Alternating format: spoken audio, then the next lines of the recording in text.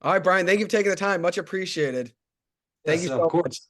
So I'll give a quick glance into your career for everyone listening, and then we'll dive into some questions. So we'll start out with the beginning of your career. You played college basketball, UNC Asheville, Brevard College, two great schools. Obviously, being able to play college basketball is quite an honor. You actually ended up going back to coach college basketball at Brevard College, which was obviously a great opportunity. And then you dove into the business industry of the sport of sports. So you got to work for Nike, working your way all the way up to being Giannis Antetokounmpo's business director, and then even being in the front office for the Milwaukee Bucks, which is obviously quite an honor. And now, just recently, over the last year, you began your own business, sports business ventures with your wife, which is obviously great. We'll get into that too, which I'm definitely excited about. So we'll start off with the beginning of your career. What was it like playing college basketball, especially Division One, making it to March Madness? You could dive into any part of those three questions I just asked, but what was it like being able to play college basketball?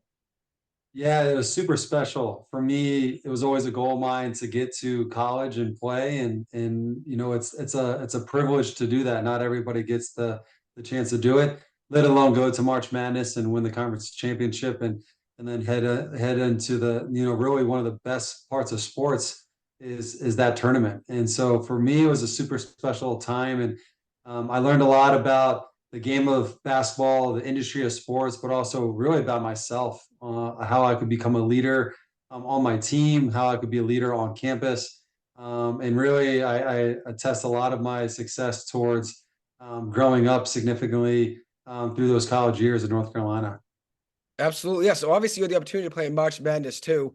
What was that experience like? You're playing in obviously the biggest tournament in the country. March Madness is something everybody looks forward to every single year. You're a Yeah. school that was 15 and 17. You're a couple games under 500 that season, the regular season. What was it like being able to go on a run, win your conference championship, which obviously being 15 and 17 the regular season, nobody probably gave you guys a shot. What was it like being able to go on a great run and then being able to make the big dance? Yeah, I mean, it was an incredible run because when we went into the conference tournament, we were a very low seed. And so in lieu of that, we had to, play through the playing games to get into the real tournament. And then we had a couple upsets. And when we got to the conference semifinals, it was really the big test. And we had a last second shot by Alex Kregel that just took us over the top 10 plays of the week on ESPN. And at the time, that was the outlet. There was no social media outside of Facebook, and videos weren't really a thing back then on Facebook at that time. And so we go from that and then playing Radford in the conference championship and beating them. I think with that by that time we had the momentum, right? We had the confidence and momentum to do so. And we had a great team. We had two all conference players on our team, Andre Smith and Ben McGonigal, and they were the leaders of the team. And so they were able to, use their seasoned veteran experience and push through. And then going to the playing game, and at that time in 2003, it was the only playing game. There wasn't a bunch of them. There was only one. And so we played against Texas Southern in Dayton, Ohio. An amazing crowd, amazing basketball atmosphere, and hoop fans there. We ended up winning that game and then playing Texas in the first round. They were the number one team in the country that year. And we stayed around. They were a really good team, but we flew right to Alabama after that. And I tell you, I still look back on that and how fast it went by. Being on Selection Sunday, winning, and then going to Selection Sunday, and then going to the playing game, getting to Ohio the next night, flying to Alabama, and it just was like I thought this was going to happen all 4 years. Right? You just as a freshman, you're like, yeah, this is what happens. Yeah. And you look back on it now and you realize how special it really was. Definitely. Yeah. It's a one in a million chance just making it. I mean, when you grow up Yeah. playing basketball, you dream of playing in college basketball and then obviously playing in March Madness is even better, right? Not everybody has the chance of making it to the big dance. That's why it's so Yeah. unique and obviously great experience. So obviously that was great to hear about. Appreciate you opening up about that. And then after a couple of years, it was 1 or 2 years you stayed at UNC Asheville. Then you transferred to Brevard College, right? What was your time like playing there? Yeah. Yeah. So it was a smaller school, Division II school. So it was a little bit of a transition for me going from the Division I March Madness into the Division II level. But for me, it was a great opportunity, right, for playing time, for being the leader of the team, and being on campus. And so, Coach Mac Jones was my coach for all 4 years. Ended up coaching with him once I was done at Brevard and graduated from there. But it was a great experience. We ended up going back to Asheville and as a Division II school, beating them my senior year, which was an incredible feat for us and a marking of a kind of like the end of a chapter, right, from the beginning to the end. And Definitely. so I still have a lot of friends from Brevard, and still have a lot of friends from Asheville, and I go down there every now and then. I was just named to the board of trustees at Brevard College. So I just started that in September of this past year. And so it's a big honor for me to still go down there and reminisce and see my old friends and meet some new people as we continue to push forward on their mission to educate young people at Brevard College. Congratulations on that, though. That's Yeah. quite an honor, obviously. So, what's your role like being a board trustee member? Do you oversee students? Do you give them advice? Obviously, I'm sure that's probably a big part of it. Yeah, so there's about 25 or so of us that are part of the board of trustees, and it's selected from the president of the college and the other board members.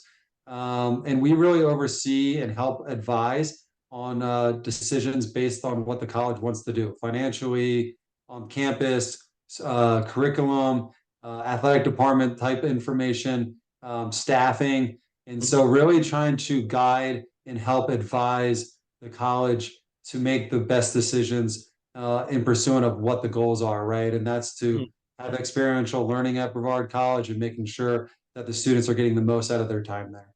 Definitely. Okay, that's great. That's a great role, obviously, and quite an honor as well, being able to go back Yeah. to your alma mater and be able to help out in any shape or form. But being part of the Yeah. trustee board's obviously great. So congratulations on that. So when you Thanks. went back to coach, did you think you were going to coach forever? I remember you were talking to BC, which I went to BC. I was in the Sports Business Society, and now I'm back there for Yeah. grad school. So I remember you said just a few months ago that you thought you'd coach forever when you went back to coach, back at Brevard College. Obviously, your career went a different path after like a year or two of coaching. But when you were back there coaching, was that what your main goal was at the time? Was maybe just to be a coach forever? Yeah, so I thought it was for a couple reasons. Number one, my grandfather was a college and high school coach for about 40 to 50 years in Pennsylvania, right outside of Philadelphia. And so I saw that, career, and he was a teacher as well. And I said to myself, what better way to have a career than to be on the basketball court as a coach, right? Like you're at practice every day, you're in the weight room, you're recruiting players, and I love that part of it. And basketball is such a big part of my life, and so I pursued that right away out of college, thinking that was going to be the path I was on, and I really loved it. I loved my time as a college coach, and being able to mold young people. And really, at that time, I was still pretty young myself, Hmm. but I think my personality and my outlook on life and how I treat others and just blended pretty well. While at the same time, I kind of was introduced to an opportunity to just learn about Nike. Hmm. I randomly met someone that worked at Nike, and they kind of opened my eyes like you could work there too. Yeah. And so I said, okay, what would that even be? And so I went to a retail store from there and made $11.25 an hour. And my college coach, Coach Jones, who I referenced just a little bit ago, said, hey, Brian, like I support you in any decision you make. If you ever want to come back, there's always a spot here for you. And so to have that support, knowing that I could always go back if I wanted to, Hmm. um, that I could go, pursue this dream to work at Nike corporate. And so I did. And it was a little bit of a leap of faith, really not knowing what was going on. But the thing that a lot of people don't know about my time as a college coach is, in particular, when you're an assistant, a lower level assistant, and in particular at smaller schools, the pay is not that high. And Hmm. so I had three jobs at the same time. And so when I was coaching, I also was an assistant teacher for a fourth grade classroom at a Brevard Elementary. So I went in there from like 7 a.m. to about 1 o'clock in the afternoon. And then Hmm. at 1 o'clock, I would leave. I would go to the college and I would prepare for practice and weight training and all that. And then I would do that every Monday through Friday. And if I had a game and traveling, I might miss out a couple days throughout the season at the school. And then at night, from 11 o'clock to 12 o'clock at night, I cleaned a local gym for an hour to hour and a half each night. And I did that 7 days out of the week at Brevard Racket Club. And so I had three jobs. I wasn't getting a lot of sleep, didn't eat a lot at that time because I was young and I had tons of energy.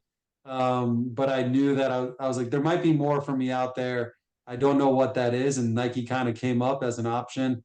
And I was always a huge fan of the brand. And so I said, let's go attempt and see if we can make it happen. That's awesome. Obviously, yeah, like you said, you thought coaching would be what you do forever, and sometimes life takes a turn for a reason, obviously, and things worked out. And obviously, you made it all the way up the whole sports industry, and that's obviously a tough industry to dive into. Yeah. Sports is a tough place to dive into because a lot of time you need connections, you need relationships.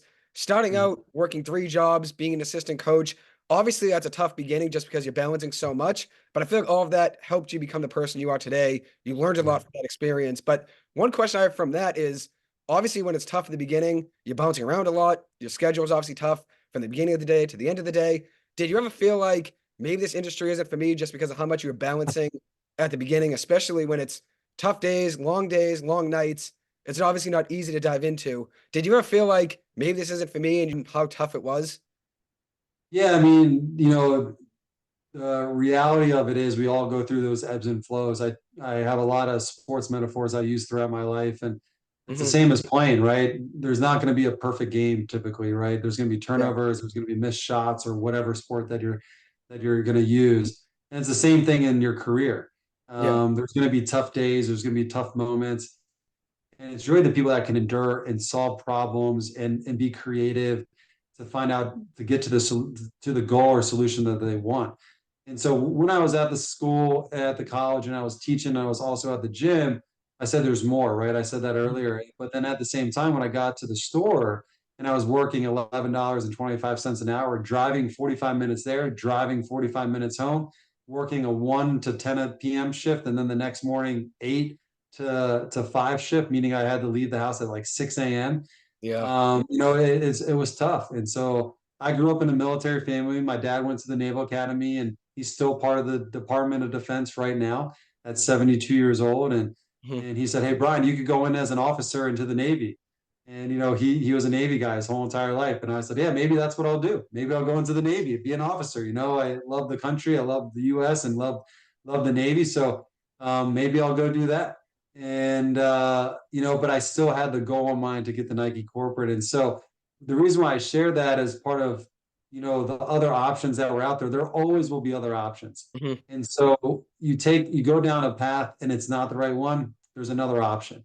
You just mhm. have to go find it. You have to be open to it, and you have to be okay if it doesn't work out. There's usually typically not a lot of rewards and people that don't take a lot of risk. Definitely. And so you have to be willing to do whatever is personally okay with you to do. Mhm, Everybody has a different risk tolerance, everybody has a different goal. And mhm. so you can't measure your success towards other people's criteria of what success is or how it's measured. And also, you have to make sure in yourself that you understand that your goals at 22 might be different at 32, might be different at 42, Mhm. right? And so your goals change, and the goalposts of those will continue to move throughout your life. And so you have to be able to evolve. You have to be able to problem solve. And for me, it was like, I'm going to keep pushing and testing to get to Nike corporate, but also know that I did have an endpoint at some point. If it wasn't going to work out, I would have gone and done something else and Yeah, been successful at that. But I had some amazing mentors, and I had some amazing people that helped me along the way. I definitely did not do it myself. mhm. And those people really helped me get to where I am today. Definitely. Yeah, absolutely. And I love the way you summed it up. Obviously, everybody has different timelines, goals. People have different connections. Obviously, especially at the beginning, everyone starts out at different, spots on the starting line. So I do really like the way you put that. And obviously, thank you to your dad as well for his service. Yeah. 72 years old, still being a part of the military is obviously great. So thank him for his service from me. But when you look Yeah. at your career, obviously, like you said, it was easy to get discouraged at the beginning, especially when you're working 3 jobs. I mean, that's a lot to balance on a daily basis. Then you finally broke things, broke your way up into Nike and worked your way up. Yeah. How did you get into products creation at Nike? Yeah, so for me, the journey, was pretty unique. I typically in larger corporations, people move up vertically through the Hmm. same department, right? And so if you're in product creation, you typically start at a very entry level product creation job and you slowly work your way up. For me, I did a couple different jobs. Like we said, the retail job, I went to an entry level brand marketing job in the DC, Maryland, Virginia area and did that for about 2 years. And then from there, went to a sales job in Houston, Texas. And from that, I was able to then, put together this opportunity to showcase my skill set and tell my narrative of, hey, I'm a college basketball player. and then coach. Then I did retail, then I did brand marketing, then I did sales. I really know the consumer because I am the consumer still at some capacity. I also know how to market. I also know how to sell. I could go into product creation and be the product leader within the triad of development and design to build footwear around the consumer based upon my expertise in those other spaces. And so Mhm. for me, I didn't move up vertically really at all at Nike. I hopped from different sector of each department. And to me, I found out very early on that was going to be my identity and how I was going to be uniquely different. Some Mhm. people become subject matter experts in brand marketing and go from specialist, from coordinator to specialist to manager to senior manager to director to senior director to vice president to senior vice president to maybe CMO. For Mhm. me, I went to coaching, playing coaching, retail, brand, sales, product creation, sports marketing, and then front office executive. And so for me, it was more about getting a robust level of exposure and experience to be Mhm. able to be a little bit more of a generalist in the sense of I can be a leader of a group of people. I can also understand and appreciate those different functions because I did most of them. If not, didn't do them, I was directly working with them every day. And I think that makes a pretty well-rounded leader. Definitely. And you do need specialists as well. And for me, it was more being well-rounded than it was to be just a specialist at that time. Absolutely. Yeah, you really did work your way all the way up from being just a store manager and then working your way up to the executive roles at Nike. Obviously, not many people can say they even started out, at the bottom and then worked their way all the way up. Never mind just getting to the top, starting from the bottom again all the way up. Not many people can say. Like you said, some people, specialize in certain things so they can just jump right into the middle of the pack, in the hierarchy just based off experience, past experience. But you really did work your way all the way up. And I always thought humble beginnings obviously shape you into the person you are. And facing adversity and everything you had to do in the beginning, everything obviously worked out at the end. And I remember you talked about your friend Nico, a relationship you had before you even made your way all the way up. Tell me a little bit about Nico and what his relationship has meant to you. Yeah, so Nico, when I first met him, was the vice president of Nike basketball sports marketing, and really the job there is to sign NBA athletes to Mhm. the Nike brand, and then allow the other team's product comms, brand marketing to utilize those athletes in that portfolio to sell products or overall marketing campaigns or whatever it might be. And so when I was in the brand marketing role in Washington, D.C., I was able to get some time on his schedule to introduce myself. Mhm. And, right away, I knew he was a little bit different than a lot of other people that I've worked with in the past. He was a really strong leader, very upfront, straightforward individual, had a really strong background prior to Nike as a professional basketball player and then worked in pharmaceutical sales before coming to Nike. Mhm. Um, and just was had a little bit of this persona about him that I wanted to learn more. And I was able to do that over the course of about 2010 to Mhm. about 2016.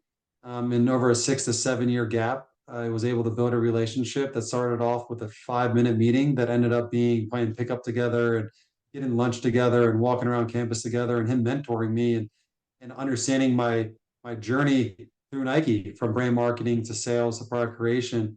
And he helped guide me in a lot of those ways and also watch me grow in a lot of those ways. So when an opportunity came, when the NBA and Nike came together and built a partnership through a licensing deal of the NBA uniforms, they needed someone in Chicago, Illinois. And Mhm. so I got the call and moved to Chicago, Illinois from Portland, Oregon into that sports marketing role. And he became my boss. Mhm. And over the course of those 6 or 7 years together, I really relied on him to kind of show me the path. And, a lot of it was believing in me more than anything. Mhm. And he really did. And he gave me the tools, but also gave me the autonomy to find out how I was going to work the ecosystem of the NBA in sports. And he was able to do that, I think, through the trust and the relationship built over those 6 years. He saw me and watched me move through the organization at Nike and work with different entities of people and organizations and said, yeah, he could do this at the highest level in the NBA. And, when I left to go to the Milwaukee Bucks in 2020, 2021 season, Hmm. He left shortly after and now is currently the president and GM of the Dallas Mavericks. And so we still talk to this day, still call him for advice and still catching up on family. And that's one thing I would always advise everybody is it's not about the amount of people that are part of your network. It's about the quality of people that are part of your network. And so you could have 100 people that you say you know, but Hmm. it's better to know five that really know you.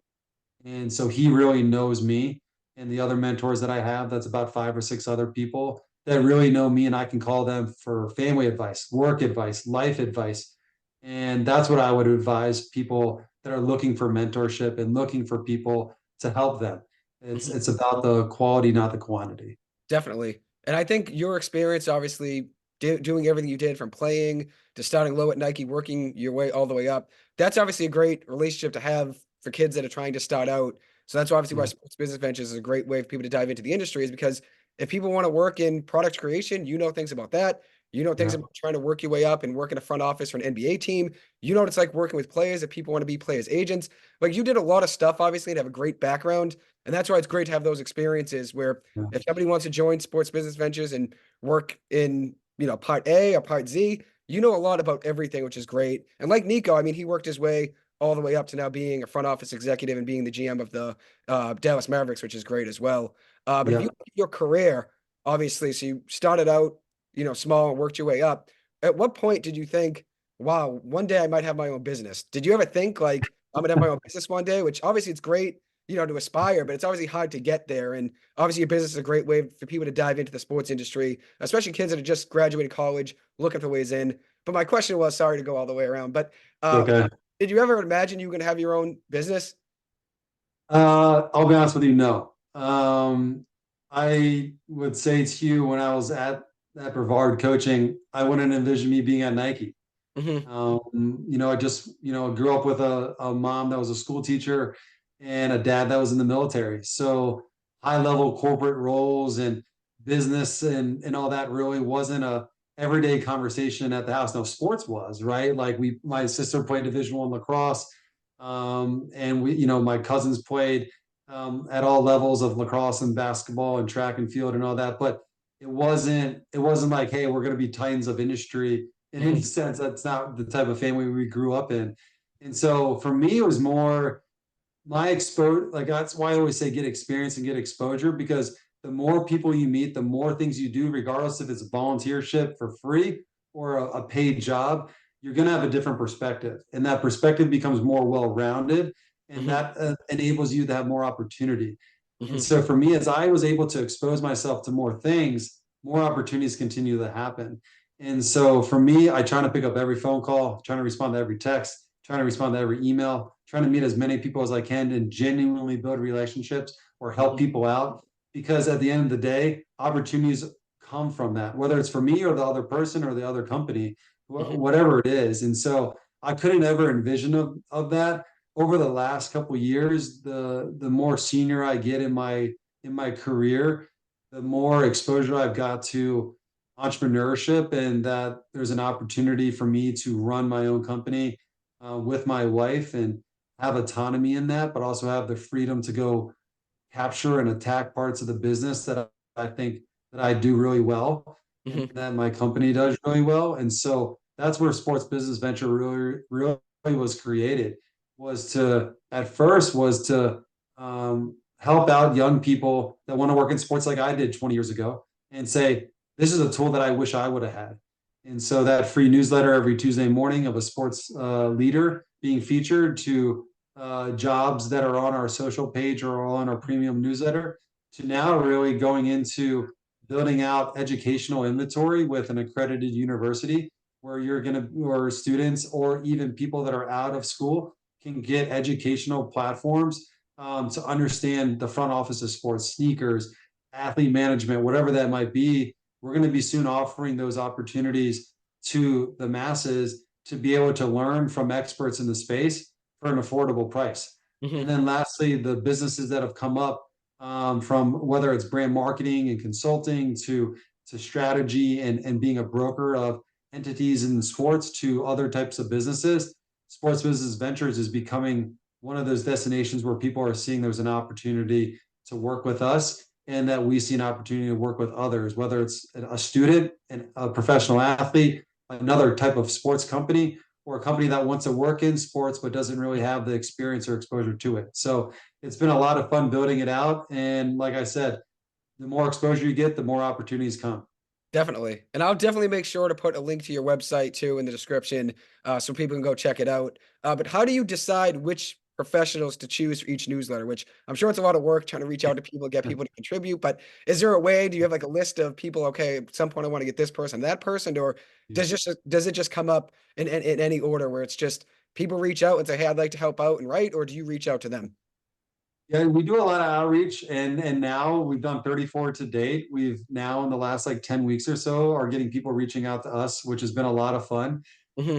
So when the first original idea came, I took about 2 or 3 hours and just sat on my phone and I went through my contacts list of a couple thousand people and said, "Oh, I could call this person today and they Hmm. would do this." And I got to about almost 100 people.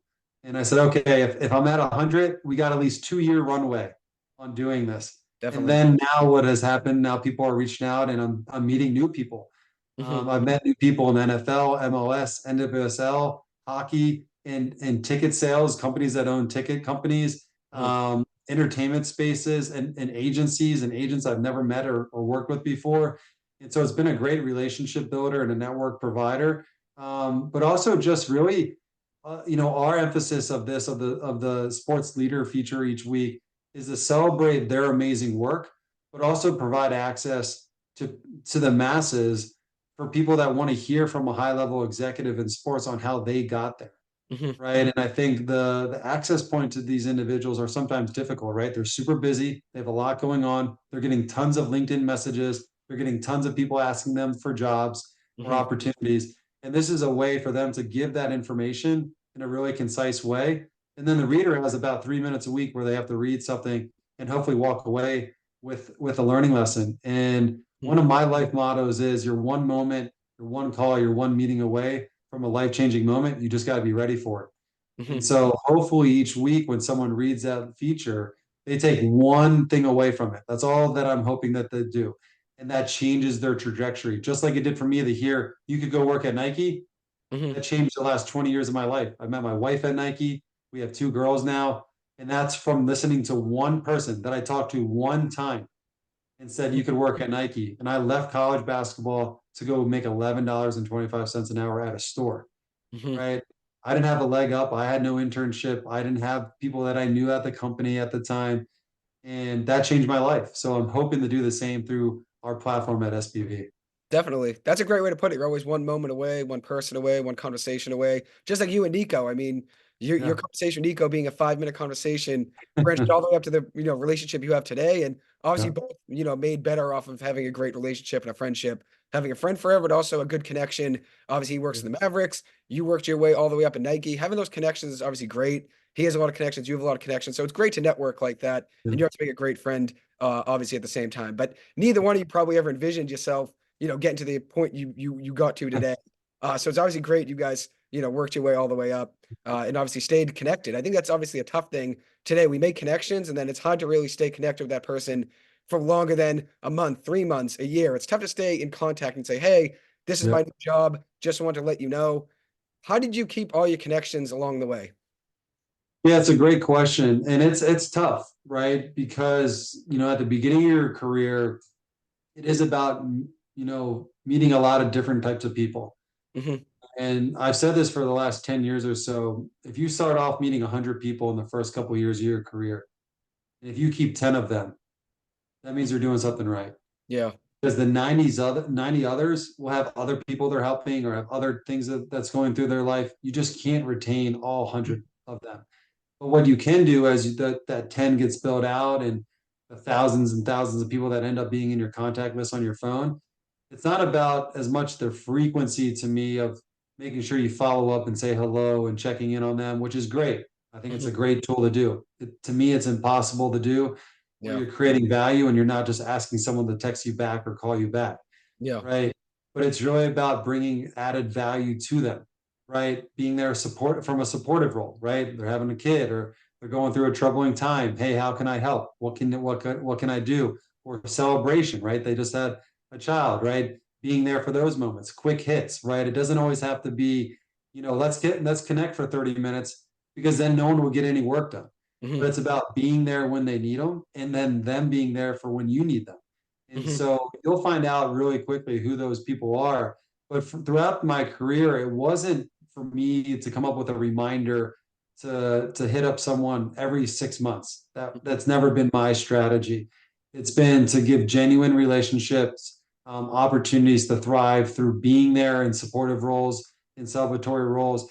And honestly, if I'm in their city, I'll let them know, and I Hmm. hope they let me know, and know that I'm always a call away. That you don't have to call me for a year, and I'm still going to be your contact a year from now.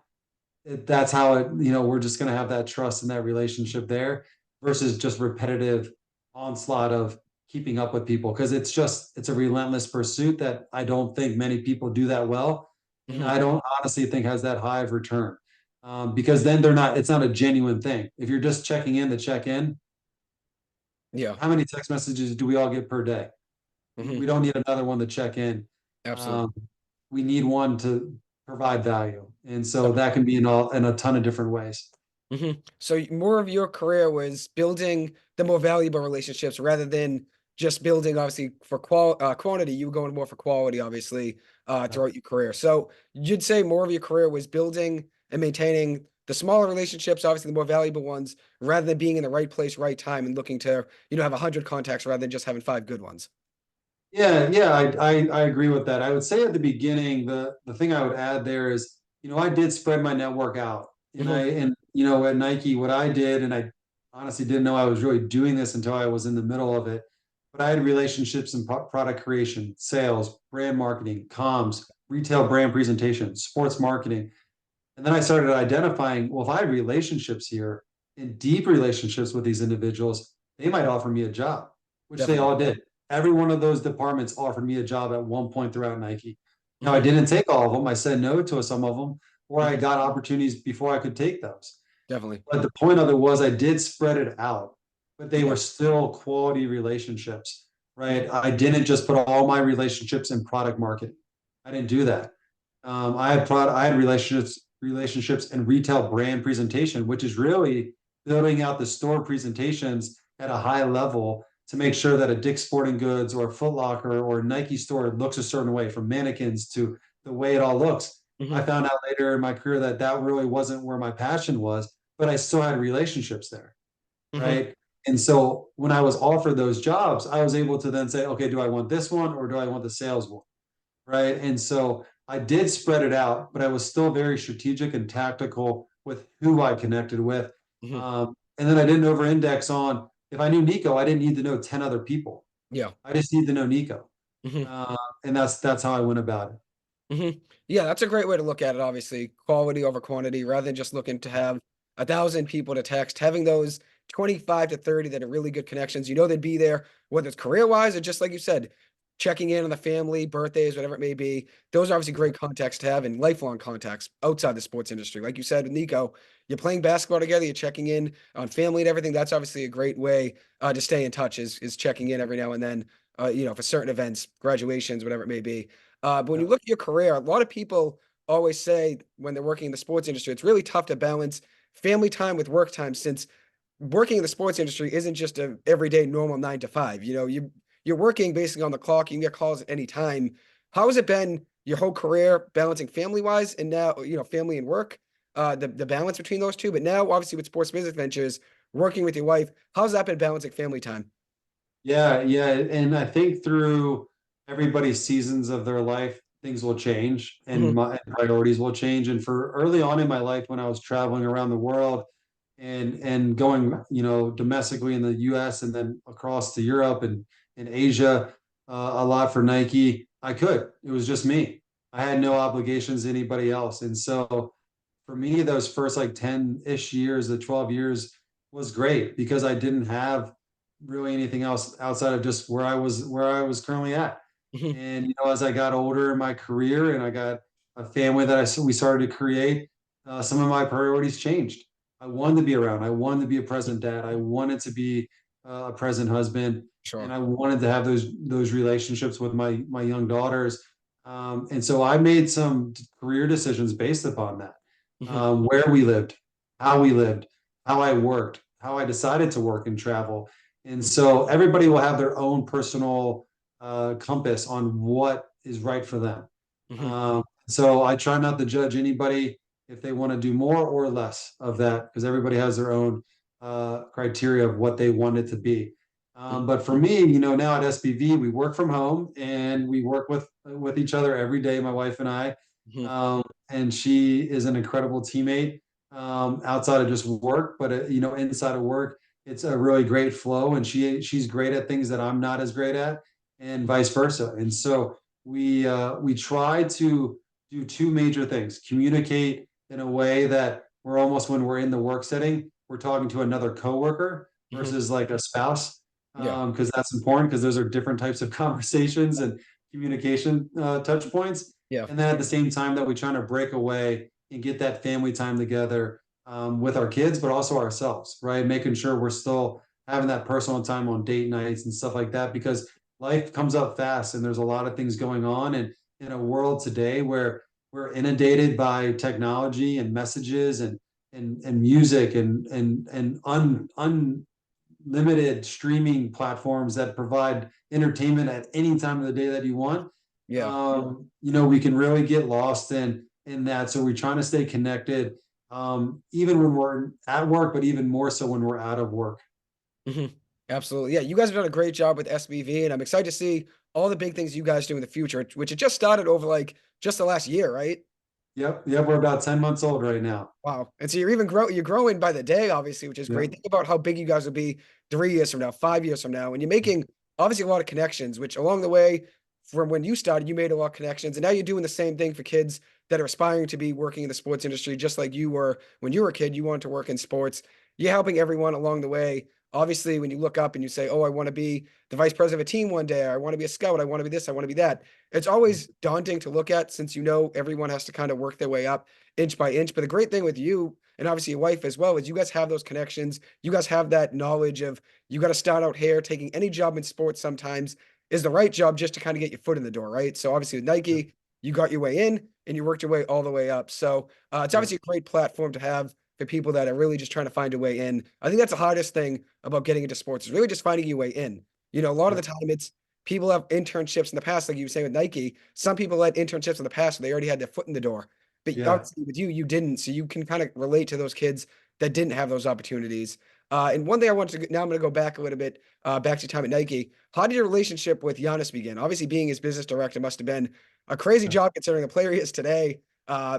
Sure, it was very busy. But how did your relationship begin with him?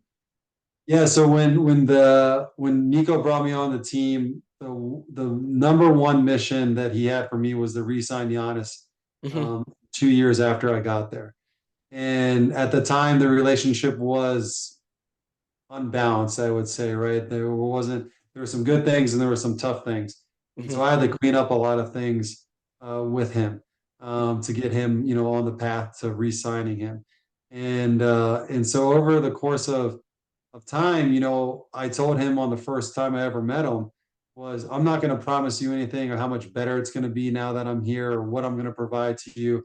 Let me show you. Just give me the opportunity to show you, because everybody can promise you the world, and a lot of times what those athletes people do, Yeah. right? I can do this for you. I can get this done and all that. Hmm. It was like, let me just show you. I'm not going to list out 1,000 things, and that's what I did. Hmm. Um, I kept my distance at first and just, did my work. I know that, one of my philosophies that I learned really, really early on in my career was, these guys have enough friends. Yeah. They don't need another friend. If Hmm. a friendship is born from the business relationship, great. But it wasn't my goal to become friends with all these athletes, and same for Giannis. Hmm. And so as we build it out, there's a mutual respect of hard work, family, trust, communication. We were honest with each other about things that we need to improve on, whether it was my work or his work or company's work. Hmm. And I think that created and blossomed into a really amazing relationship. And at the time in the 2015, 2016 season, the Bucks were not very good. They were still at their old stadium, the BMO Arena, and it was one of the oldest stadiums in the NBA. Hmm. And they just got a new ownership group about 2 years prior, and there was some sparks of Giannis being who he was going to be. People were starting to figure that out, and he was as well. Yeah. And so when I got him as part of my portfolio, um, people weren't really checking on him that often.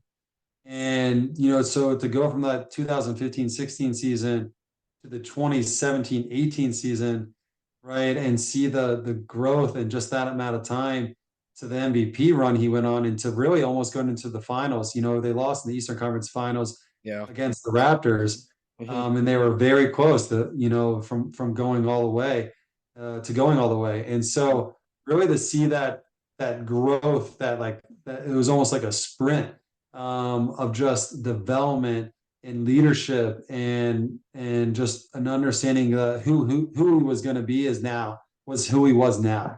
Hmm. And it was an amazing journey to go on with him and build the business that we did. And we launched that footwear, the Freak One. It was the largest signature Nike basketball signature launch in history.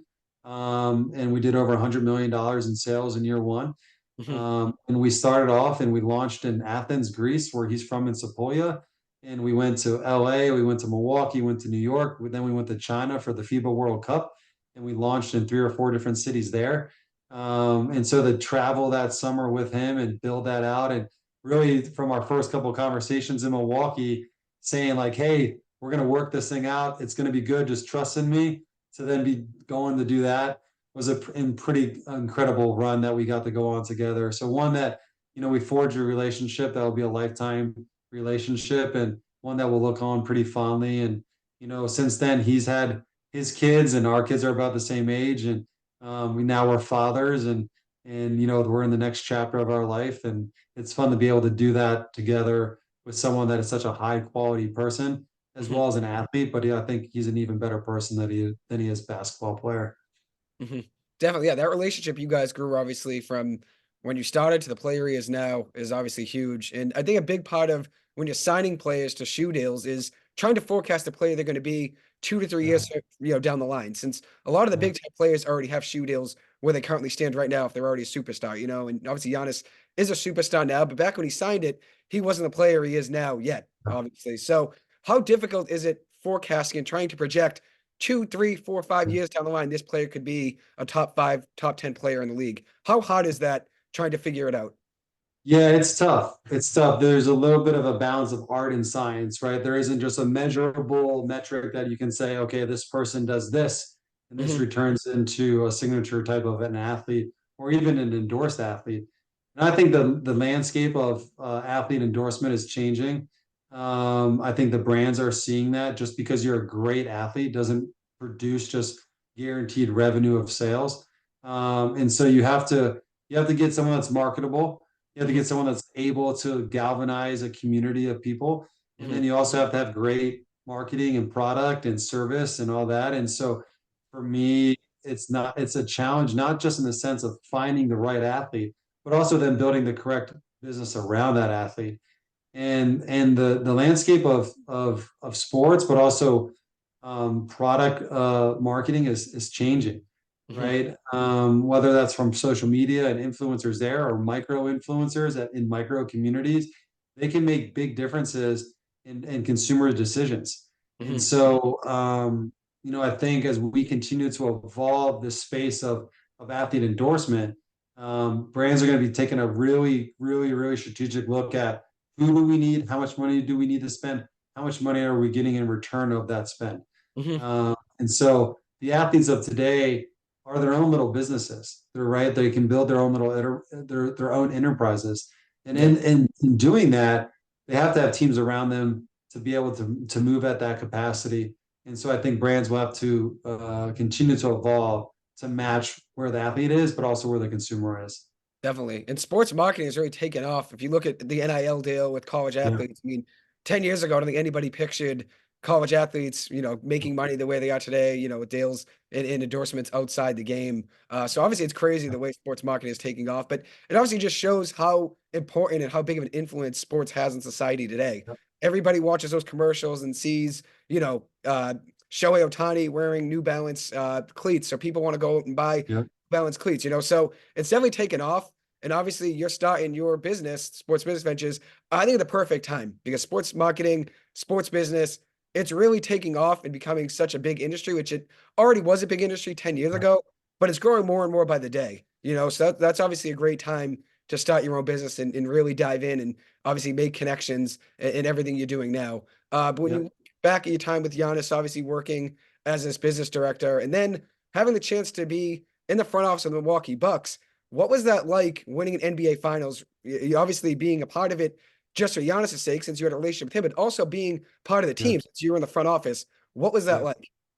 It was an amazing journey. One that was very unique, right? Because I spent about 5 or 6 years with that team prior to being officially on it. Hmm. And at any given time, the athletes that were part of the Nike portfolio that were with Milwaukee, from Chris Middleton, the Drew Holiday, the Bobby Portis, the Pat Connington, to Yeah. Rashad Vaughn, to others, right, that were part of it as they moved through the organization or stayed with the organization. I was really building quality relationships with the players, but also the front office Hmm. and Coach Budenheiser as well. And so, the success that the organization had prior to me being there on the journey of Giannis continuing to grow as a leader and as a player in the league, I had a very close connection to that organization, right? I really wanted to see them do well. I cared a lot about how Giannis was doing and how the organization in itself was doing because of all the players I had on the team. And it Hmm. wasn't too different than the other organizations and players that I had relationships with. The difference was I was with Giannis a ton, right? I was building the business with him. And Hmm. so there was that connectivity to him in the organization. So then to go over there in the 2020-2021 season and then go be officially a part of that journey to that run to the championship was just, again, an incredible moment, one that I would never foreseen. I did say to John Horst, the GM, when I signed the contract, I better get my ring size to you because we're going to win a championship. Hmm. And I think everybody knew they had a chance to do it. And I just believe in Giannis as a person and Chris in particular. Chris is one of the best people that I know. And just the way they led and Drew being the guy he is, and everybody knows how amazing he is. They really had a formidable team. I mean, you look at what Pat Connaughton did in the playoffs. You look at what Bobby did, and how he took over the series by just the energy he brought to the court, and The all Drew. the other guys too, the ones that I'm leaving out. But the family aspect of the organization, the camaraderie that the organization had from a front office perspective and a coaching perspective, really helped Ellen and I make that decision as a family to move to Milwaukee and be part of that organization. And it was an amazing run. And one, again, to win a championship, just like in college, do it at the highest level of the NBA as an executive. Again, couldn't have dreamed it, but it was more than what I could have dreamed of. Definitely. Yeah. And it's special, not only just winning any NBA finals ring, the first in that franchise history. So that Yeah, makes it even more special. And like you said, when Giannis first got there, that team wasn't ready to win a championship for years down the line. And then obviously things really worked out. They really built around him. The Drew Holiday trade obviously worked out.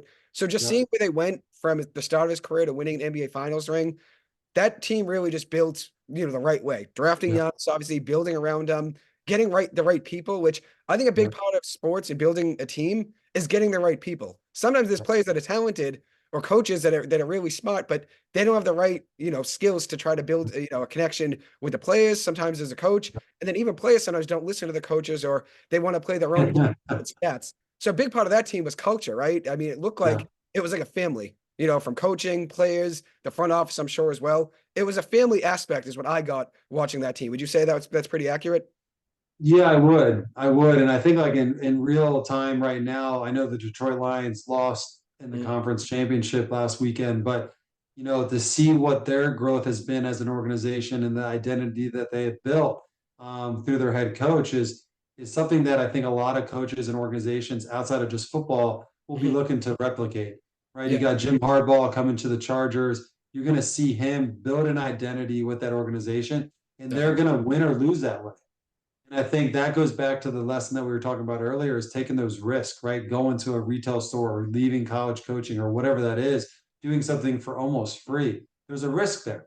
Yeah. But there's not many times in life outside of just sports, the sports industry, most people that kind of stay in the middle don't typically find the path of success. They might find, Mhm. consistency or complacency, but the Jim Harbaughs of the world, the Detroit Lions, and what their coach has done there, and to be able to say, hey, this is win or lose, this is who we are.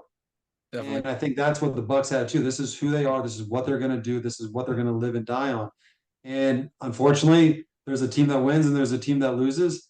The Detroit Lions came close, but they kept to who they were. Or Mhm. could there have been a couple of decisions that they might have done differently? Maybe. But Mhm. again, the Bucks, there's a couple bounces of the ball that goes the right way. Kevin Durant, when he was on the Nets, stepped on the line and to get us into, to a chance to win that game. And those things matter. Definitely. But I think you really gotta know who your identity is and then amplify that and then live and die by it. Mhm. That goes for your career, but I think it also goes for organizations as well. Definitely. And like you said of that Bucks run, obviously things could have gone differently with Kevin Durant's foot on the line. But I felt like that team, that Bucks team, really just hit their stride at the right time. And I remember you mentioning with your college, UNC Asheville, you had the injuries during that season when you made the run to March Madness, but everyone kind of got healthy and you're playing your best basketball at the end of the season. And that's Yeah, what I feel like that Bucks team was doing. They were playing yeah, together the whole season, but that run, that playoff run, everyone was together in every single game. It seemed like they always battled back. If the other team yeah, went on a 5-0 run, they responded with a 7-0 run. So they always played their best basketball when it mattered most. And I feel that's yeah, a big part of sports and especially a big part of winning an NBA championship. I mean, when you're yeah, building a team, a lot of the work's done in the offseason. You're putting the roster together, you're putting, player minutes together, all that, putting the rotation together. That's a lot of work. And obviously it's a full, year's job. So being yeah. able to win an NBA final, especially the first in franchise history, must have just been crazy. But I got one last question for you. I'll Sure. let you go. I'm sure you're busy, but what's your biggest piece of advice for young aspiring professionals trying to get into the sports industry? Which I know there's probably a million things you would say, but your number one thing, so don't take up too much of your time. No, no, I appreciate the question. I think it's a good one. For me, it's get experience any way you can. And don't think about the end result as much as you probably are, Hmm. and focus on what the task is in front of you. Learn, ask questions, and to get to the NBA. I started at a small Division II school, working 3 different jobs as an elementary school assistant teacher and a gym, cleaning gyms, right? And so I say go to the YMCA, go to your local college, go to a local AAU team, whatever it is that you want to go do. It doesn't have to be the biggest thing at the start. And it just get experience, get perspective, get exposure. Those things will enable you to then have a much more well-rounded understanding of who you are, but what you want to do and what you don't want to do. You'll Hmm. find out things that you don't want to do. And that's just as important as finding out what you do want to do, right? A lot of people put a lot of emphasis on knowing what their job's going to be while they're in college or right out of college. I Hmm. can tell you that what your life looks at 21, 22, like I said earlier, will inevitably look different 10 years down the road, Definitely. right? You might want to be in social media at 26, 27. You might find out at 35, you want to be in marketing, right? And so, don't think too much of the end result. Do the work and get experience and just trust in the process. It's a long process. It's a long sprint. Most of us work 40 or 50 years. So we come out really invigorated out of school.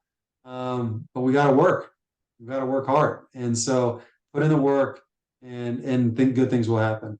Definitely. The main thing I love about your whole journey is you really just embraced it. You embraced everything. Obviously, the struggles at the beginning, and even when things were going well, I'm sure it wasn't easy. I'm sure the job was tough every single day, no matter if it was working for Nike, being Giannis's business director, working the Bucks front office. I'm sure nothing was ever easy. But like you said, sometimes in life, the bigger things that you want to dream of and you want to obviously have as a goal you want to accomplish, you have to take those big risks. And not every day is going to be great. And obviously, not everything's always going to work out. But when things do work out, you obviously appreciate it more when knowing what you came from and starting from where you did and working your way all the way up. So thank you so Yeah. much, Brian, taking the time. Much appreciated. It really was an honor hearing about everything you did from the beginning of playing college basketball to now having your own business.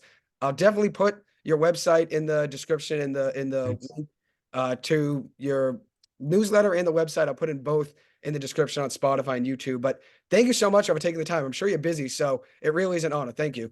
Yeah, thank you. Thanks for having me, and I appreciate what you're doing for the community. It's an awesome thing. Great I work. appreciate it. Thank you. And hey, no, thank you, really, because I mean, I know what I'm doing for the community, but what you're doing for kids like myself and kids that are in college, high school, that's what we all want. We all want somebody that's going to be there for us and guide us. And everyone that wants to work in sports, we just think being in the front office and you can just step in day one and Yeah. be there. But really, like you said, you kind of have to embrace that journey. And that's why I appreciate everything you're doing, because there are a lot of kids that are like me that want to work in sports that don't really know where to begin. And it's great to have a Yeah. connection like you where you Yeah. know how to get in and you know how to work your way up. And obviously, like you said, sometimes just getting your foot in the door is huge. So starting anywhere, whether it's AAU, a YMCA, whatever it may be, a local high school, there's ways in. We all start on different starting lines, but we can all work our way up over time. So thank you so much for taking the time, though. Much appreciated. And I'm definitely looking forward to being in touch with you soon.